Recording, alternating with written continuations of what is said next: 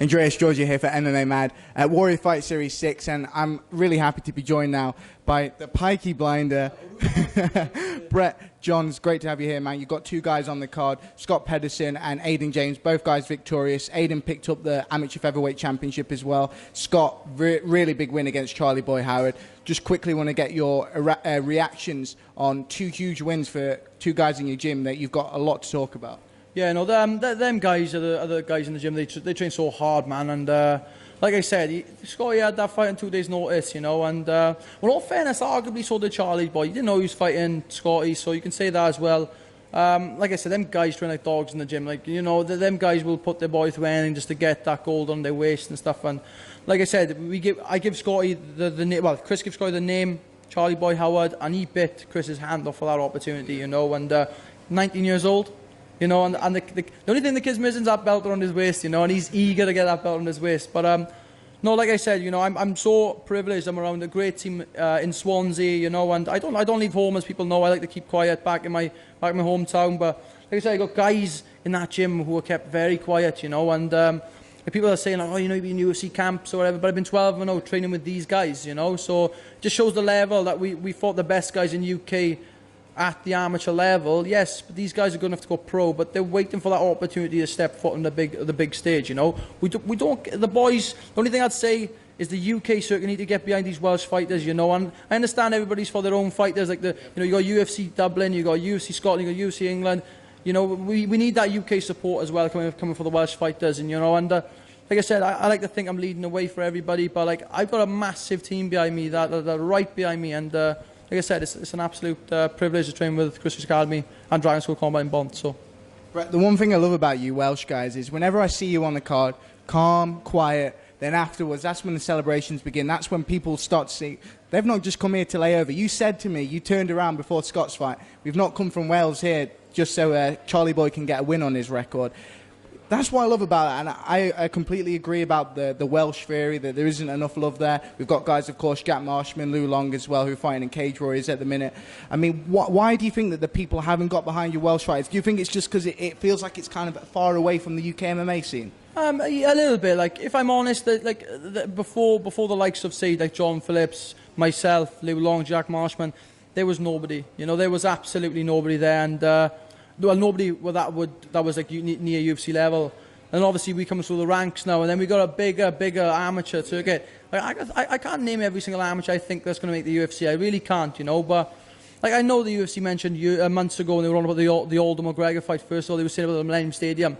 That's a fight that I would love to have, you know, main event in the Millennium Stadium. It doesn't sound realistic now, but you fast forward 5 years, maybe it will, you know. And you know, the Madison Square Garden, one of my favourite boxers of all time, Joe Calzaghe, retired in Madison Square Garden after fighting Roy Jones Jr. That's another fight I'd like, you know, to fight. You know, it is, you know. And but like I said, I got an amazing follower, not only from Chris's Academy, you know, Richard Shaw's gym, Tulare Combat. They're another big gym who support me a lot. And like I said, there's a good mutual friendship there between Chris and Shaky. And like I said, it's not long before we get that call. No, I definitely agree. I mean, Jack Shaw, another guy as well, just come up from amateur and he's looking fantastic. Let's talk a bit about you now. You've got the sling on, you've had shoulder surgery. How's everything going? Because I know you didn't have that too long ago. Yeah, no, the shoulder surgery, like I said, to put it bluntly, is a pain in the ass. You know, I can't train. I'm in the gym, I'm sitting down, I'm watching.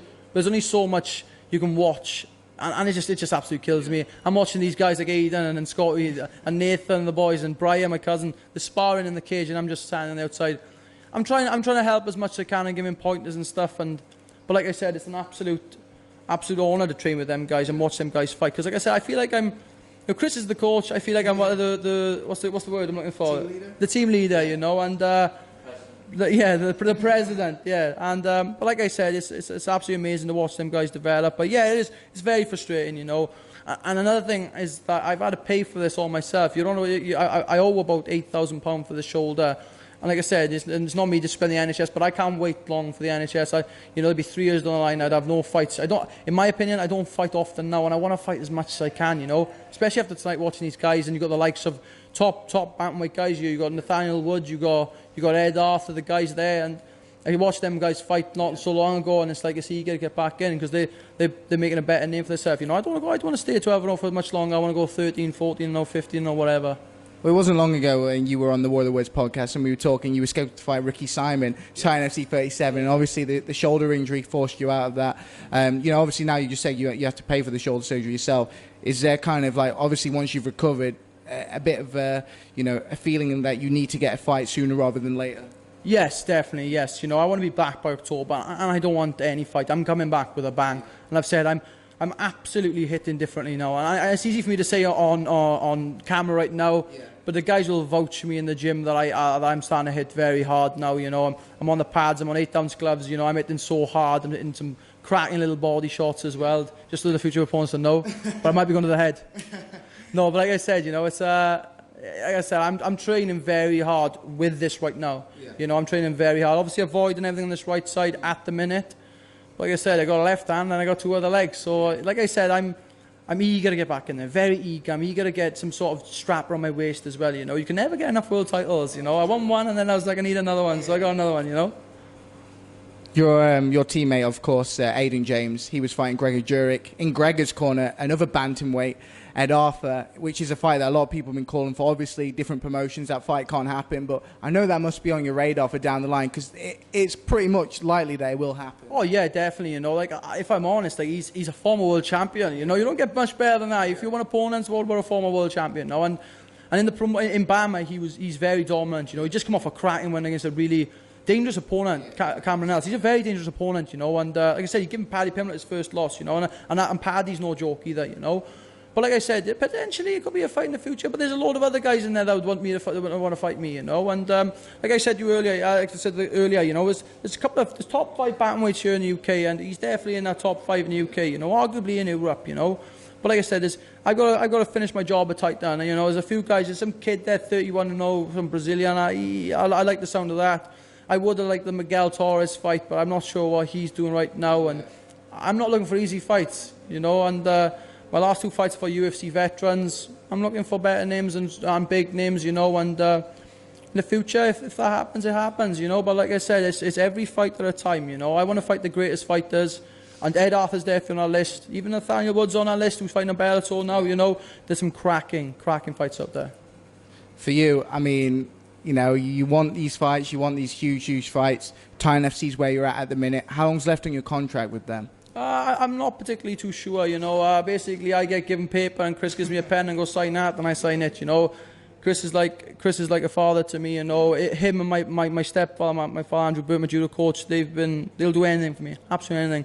And I've got all my trust in their hands. Chris says jump, and guess what? I say how high, and it's a fight that I love it in Titan. I really do. I get treated like a king there.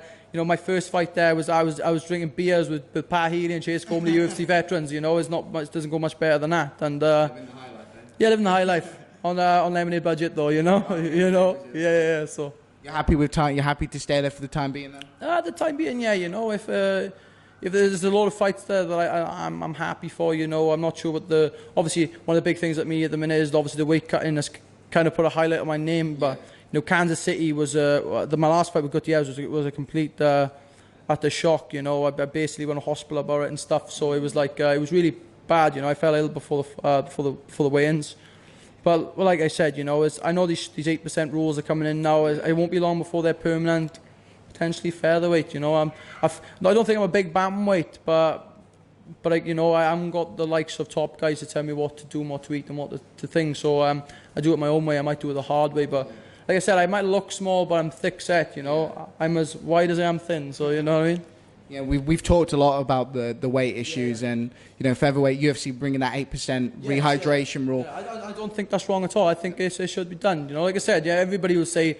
Fighters will tell you, but if you can cut weight right, then it's fine. Well, what about the fighters who haven't got the luxury of not having a dietitian in camp, who can't even afford to pay for their own padman? Like I got a padman in training. I don't pay for him. He knows, he understands the situation I'm in. I got no money. And it's not me having to go at and unless you make the Bellator or the UFC, that's where the money's coming in. I'll take my time. I'll be patient. But there's no secret. That's where the money lies. And I'm waiting for the opportunity, but it's hard for me to say. I want to be there, but then again, I want to be back, and I want to be trying to, like Ian said, I want experience. You know, and like another thing, people say, oh, are you afraid to lose that zero? I've never once in any of my fights been afraid to lose my zero. I haven't, you know what I mean? Look, Robbie Lawler, he's the welterweight champ. He's 24-10. You know, the guy's lost 10 times, but he's still the world champ, so it doesn't matter, you know. At the end of the day, I'm looking to go to the UFC and I'm looking to get that gold strap. I'm looking for the best fights I can, and I'll beat the guys they put in front of me. I'll get that belt, and I will get that belt, you know. People laugh at Conor McGregor, people might laugh at me, but I'll get that belt. Well, Brett, absolute privilege talking to you. October, you said hopefully we do see you back in the cage very soon, man. Appreciate your time. Cheers, man. Cheers.